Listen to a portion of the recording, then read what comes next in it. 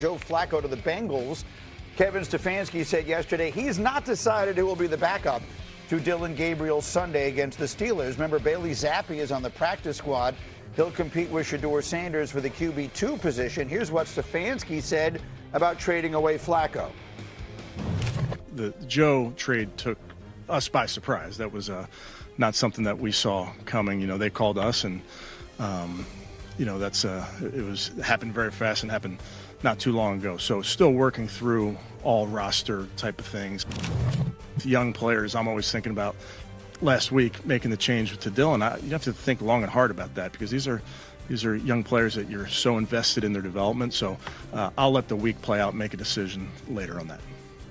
All right, so let's do two quarterback things on the Browns here quickly, Dan. I didn't have you here on Monday. First off, what did you think of the way Dillon Gabriel played in his debut is starting on Sunday in London? And second of all, what, if anything, should we be making of the apparent hesitancy to just make Shedeur Sanders, put him in a position where he could get on the field? Yeah, Dillon Gabriel, a couple things. One, connected the dots of the defense very good. Impressive in that regard. Defense does this, I do this with the football. I thought he saw it very clearly, and with ball placement and accuracy is his superpower, but he sees it so fast and processes it so fast. And I think the big takeaway was how aggressive he was with the football. This wasn't dink and dunk. So overall, very impressed by Dillon Gabriel's first performance. The Shedeur stuff is this. One, let's give Kevin Stefanski the opportunity to make a determination and publicly share with it. Two, if it's not Shedeur, I do think it's disappointing. I do think it's a question of why not? We've gone through this. Okay, Gabriel, if it's not Shedeur, because we know it's very much so pointing to the future in Cleveland, what's going on that Shedeur hasn't done enough or shown enough or displayed himself enough to be the backup quarterback in a season where we all know it's only about, are any of those guys good? Here's my question. You're a quarterback, and you've been a backup quarterback. Mostly. Yeah. I'm aware. Go ahead. Tell him again, Chef. Let him know, Chef. This network. So here's my question. You tell me you've been a backup. Is it possible that they just don't want to have a rookie quarterback starting and a rookie quarterback backing him up, and they prefer to have a veteran as the backup to a rookie? Not reflective of the fact that we all think, or I think, and others think, that Shedeur will get an opportunity to play at some point this season. But right now, the situation might be better with Bailey Zappi, a veteran, as the backup to a rookie. I mean, we're saying Bailey Zappi's a veteran. I think he's in year 3 or year 4. He started for them a game last year, I think, at the end of the year. We kind of know what Bailey Zappi is. And so I don't know, I don't necessarily view him as a veteran. And I think the second thing would be this. Is Bailey Zappi, I've never understood why they've had 4 quarterbacks there to begin with. It was Joe Flacco and then 3 other young guys, 2 of them being rookies. Why do they have Bailey Zappi there? I would want Dillon Gabriel and Shedeur Sanders taking as many snaps and reps as possible.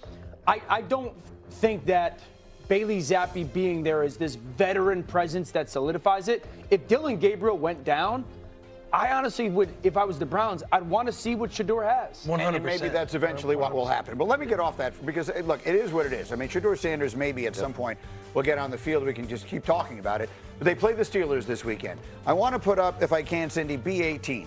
The Pittsburgh Steelers are 3-1. No one else in their division looks capable of practically anything. But did you know that the 1-4 Ravens are still even money at ESPN Bet to win the AFC North? Our analytics give the Steelers a 62% chance of winning that division, but Vegas is telling us the Ravens are still the favorites. That means they don't buy the Steelers, sitting at 3-1 off a bye and a London game before that, so a lot of people haven't really seen them. They don't buy the Steelers at all, do you? Look, this is the Steelers' division to lose. They're 3-1. The only time, in my opinion, that they've looked 3-1 is across the pond. They had a run game. They got DK Metcalf going. Defense finally got a little salty, getting Carson Wentz down 6 times. This is the Steelers' division to lose. You look at the Ravens; they're staring 1-5 in the face with the Rams coming down. You look at the Browns and Bengals; it's like 2 hospitals just essentially transferring grandpa to a different one. This is the Steelers' division to lose. Yeah, when it comes to the analytics, they need to keep up with the Bustin' with the Boys analytics. We picked the Steelers to win the AFC North in the beginning of the year. Yeah. And the game plan's right in front of you. You saw when they were in London. It's rush the ball for over 75 yards. It's make sure play action is effective and don't and let your $179 million defense be what they're worth. And they have that ability. They have less injuries than the Ravens. Obviously, they were put together as a better football team in week 1, but because of the injuries, this is Steelers written all over it. Look, if this weekend plays out the way that the odds makers would think, the Steelers are going to beat the Browns in Cleveland. The Ravens are going to lose at home to the Los Angeles Rams, who are going to be salty coming off a home loss. So the Steelers would be 4-1, and the Ravens would be 1-5. Yeah. This would be like the what is it, the tortoise and the hare? Yeah. Like somebody got to come from way behind to catch them, right? Yeah, I mean, this is the easiest division in football to win. It would be a massive disappointment if Pittsburgh right now does not win this division. All right, we'll see if they're able to do it. Speaking of winning division. Well, Greeny obviously spent a lot of time on the phone yesterday talking to both sides, and I think the most important part is both sides pushed back hard on the idea that was reported that there were preliminary talks about an exit strategy. And that came off in that statement. Now, look, it'd be disingenuous to sing Hakuna Matata right now for what's happening with Bill Belichick at North Carolina. Simply put, Greeny, it's not going very well. From talking to sources around the industry, it seems like a pretty narrow path for Bill Belichick to return. Now, North Carolina would owe him $20 million at the end of this season. If Belichick were to walk, he would only have to pay North Carolina $1 million. His hiring was very complicated, if you remember, Greeny. They undercut the athletic director, who eventually started to get nudged out the door, Bubba Cunningham, the gentleman who was mentioned in that statement. They've already hired his replacement and put him on campus. It was done at the chancellor and board level, and that's what makes things really complicated and fascinating at North Carolina.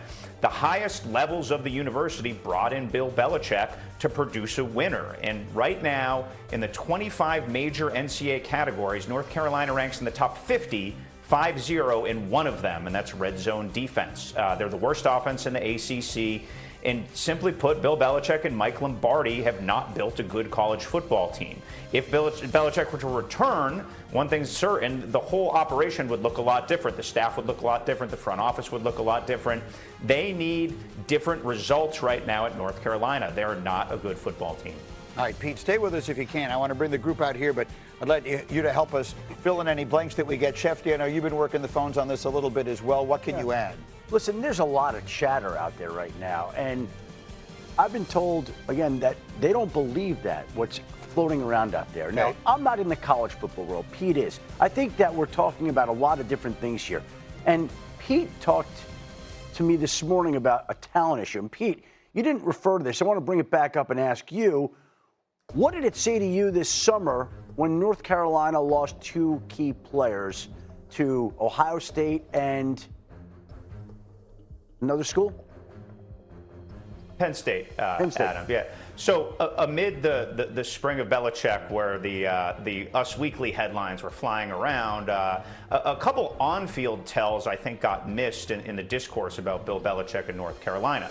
They had 2 key defensive players, the 2 best players on their roster, simply put, went through spring ball, were coached by Belichick and his staff, saw what the team would look like, and they both left. Amari Campbell, who's now a big contributor at Penn State, Bo Atkinson, who's a defensive end at Ohio State, who's one of the Buckeyes' better defensive players. Now, they left for more money, that's certain. There is no more spring portal. They actually couldn't do that this year. But I think it was pretty telling that post-spring, the 2 best players on the roster with the chance to get coached by the greatest NFL coach of all time, who could seemingly prepare them for the NFL, had a couple months under him and said, you know what, no thanks, we're going to go elsewhere. Also post-spring, North Carolina had to go get a quarterback. They let Ryan Brown go. He's starting at Purdue right now, and they went and paid 7 figures or close to it for Gio Lopez, who's the quarterback at South Alabama. Now, that essentially brought in a starting quarterback who was going to have no practice until summer camp. So the flaws and the cracks had sort of revealed themselves, and there were signal flares that there were going to be struggles on the field for Carolina, Adam. And those struggles have shown up. Versus Power 4 teams, they're 0-3. Right. They've been outscored by 87 points.